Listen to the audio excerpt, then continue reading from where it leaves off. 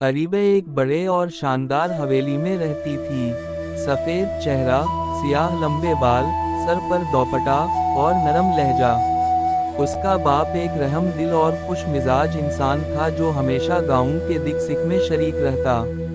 उसी गाँव में हसन नाम का एक तालीम याफ्ता, खूबसूरत और शाइस्ता नौजवान रहता था।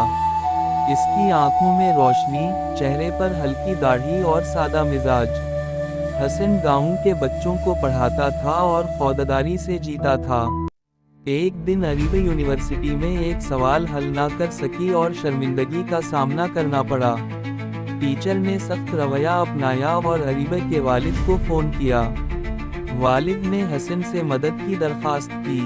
पहले तो हसन ने इनकार किया, मगर वालिद के खुलूस और इसरार पर वो मान गया। अरीबा के घर के खूबसूरत माहौल में हसन ने सवाल समझाया। अरीबा पहली बार किसी गैर मर्द से बात कर रही थी, मगर हसन के शाइस्ता अंदाज ने इसे मुतमईन कर दिया। वो दिन, वो सवाल, उनकी दोस्ती की इब्तिदा बन गया। वक्त गुजरता गया, अरीबा की तालीमी कारकर्दगी बेहतर होने लगी।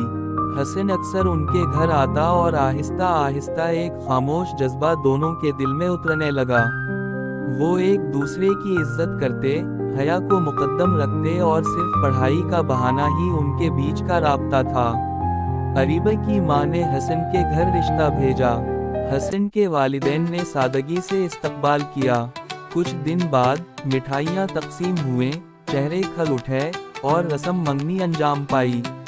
आखिरकार वो दिन आया जब अरीबा ने सुर्ख लिबास पहना, हसन ने हल्के पीले रंग का कुर्ता। हवेली रोशनियों से जगमगा उठी, बच्चे खुशी से नाच रहे थे और हसन ने सबके सामने अरीबा को अंगूठी पहनाई। ये सिर्फ एक मोहब्बत की कहानी ना थी, ये हया, इज्जत, शराफत और सब्र की एक खूबसूरत मिसाल थी। अरीबा और हसन ने साबित किया कि दिलों का रिश्ता सिर्फ नजरों से नहीं, नीयत से जड़ता है।